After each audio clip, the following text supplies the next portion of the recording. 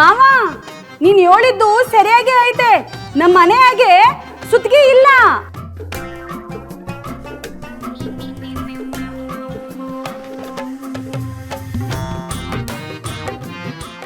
ಇಲ್ಲಿ ನೋಡಿಲಿ, ಪಿಕಾಸಿ ಐತೆ.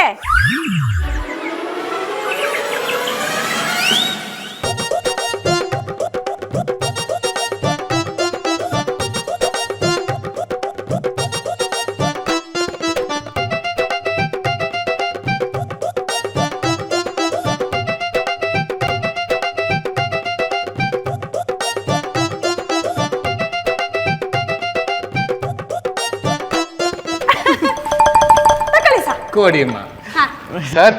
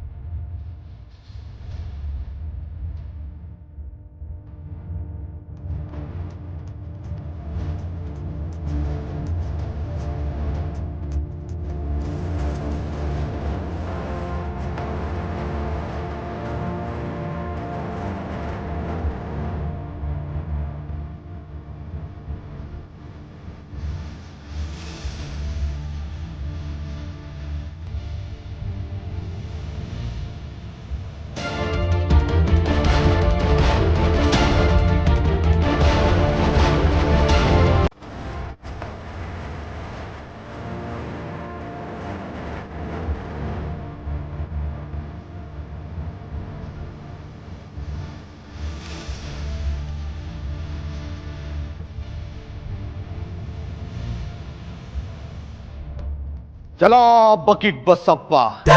ಹೊರಗಡೆ ಜನ ಬಡತನ ದುಡ್ಡಿಲ್ಲ ಅಂತ ಕಷ್ಟ ಪಡ್ತಾ ಇದ್ರೆ ಇರೋ ಬರೋ ದುಡ್ಡೆಲ್ಲ ನೀನೊಬ್ನೇನೆ ನುಂಗಿ ನೀರು ಕುಡ್ದಿದ್ಯಲ್ಲ.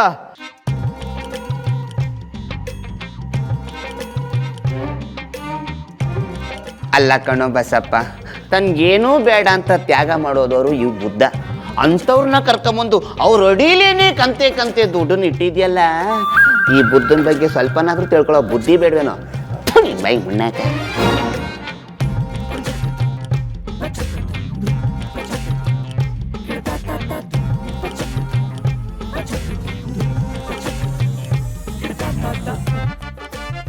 ಆಸೆಯೇ ದುಃಖಕ್ಕೆ ಮೂಲ. ಬುದ್ಧ ನಿಮ್ಮಂತ ಬುದ್ಧಿ ಇಲ್ಲದೆ ಇರೋರ್ಗೆ ಹೇಳಿರೋದು.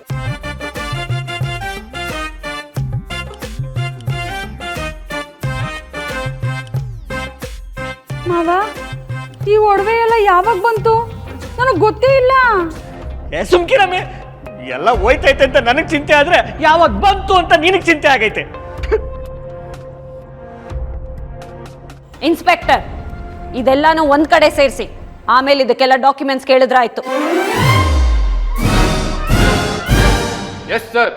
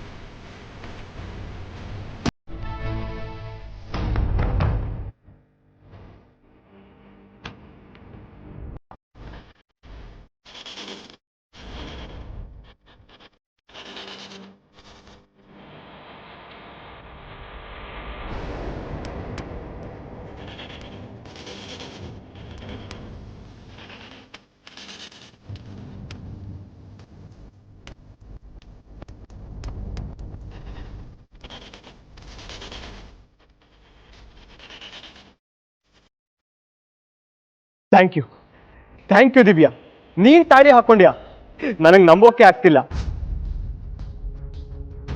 ಪಾಪ ನಿಮ್ಮ ದೊಡ್ಡಪ್ಪ, ಅವ್ರಿಗೆ ವಯಸ್ಸಾಗಿದೆ, ಅವ್ರ ಮನ್ಸಿಗೆ ನೋವಾಗಬಾರ್ದು ಅಂತಾನೆ ನಾನು ಈ ತಾಳಿ ಕಟ್ಕೊಂಬಂದಿದ್ದು, ಅವ್ರ ಆಸ್ತಿಗೋಸ್ಕರ ಅಲ್ಲ. ಐನೋ, ನನಗೆ ನಿನ್ನ ಬಗ್ಗೆ ಗೊತ್ತಿಲ್ವಾ? ಅದೆಲ್ಲ ಸರಿ, ಆದರೆ ನನಗೊಂದು ಡೌಟ್ ಇದೆ. ಡೌಟಾ? ಏನದು? ಈ ವಿಷಯನ ಹೊರಗಡೆನೆ ಎಲ್ಲಾದರೂ ಕರೆದು ತಾಳಿ ಕೊಡ್ಬೋದಿತ್ತಲ್ವಾ? ದೇವಸ್ಥಾನನೇ ಯಾಕೆ? ಅದು ಅಲ್ಲದೆ ಈ ತಾಳಿನ ಅರ್ಚಕ್ರ ಹತ್ರ ಕೊಟ್ಟು ಯಾಕೆ ಪೂಜೆ ಮಾಡಿಸ್ದೆ? ಇಷ್ಟೇನಾ ನಿನ್ನ ಡೌಟು? ಬರೀ ಡೌಟ್ ಅಲ್ಲ, ಟೆನ್ಷನ್ ಕೂಡ ಆಗಿತ್ತು. ಓ, ನಾನು ನಿನ್ನ ನಿಜವಾಗ್ಲೂ ಮದುವೆ ಆಗೋ ಪ್ಲಾನ್ ಮಾಡಿದ್ದೆ ಅನ್ಕೊಂಡ್ಯಾ? ಏನು ಅನುಮಾನನಾ? ನನ್ನ ಅನುಮಾನ ಏನು ಅನ್ನೋದಕ್ಕಿಂತ ಹೆಚ್ಚಾಗಿ ನಿನ್ನ ಉದ್ದೇಶ ಏನಾಗಿತ್ತು ಅಂತ ಹೇಳು. ಉದ್ದೇಶ ಏನೂ ಇಲ್ಲ ದಿವ್ಯಾ. ನೀನು ಹೇಳ್ದಾಗೆ ಮದುವೆ ಅನ್ನೋದು ಹುಡುಗಾಟ ಅಲ್ಲ. ಮದುವೆ ಬಗ್ಗೆ ನನಗೆ ನಿನಗಿಂತ ಜಾಸ್ತಿ ಕನ್ಸುಗಳಿದಾವೆ. ನೀನೇನೋ ಡ್ರಾಮಾಗೋಸ್ಕರ ತಾಳಿ ಹಾಕೊಳ್ತಿರ್ಬೋದು, ಆದರೆ ಮುಂದೆ ನೀನೇ ನನ್ನನ್ನ ಮದುವೆ ಆಗ್ಬೇಕಾಗಿರೋದು.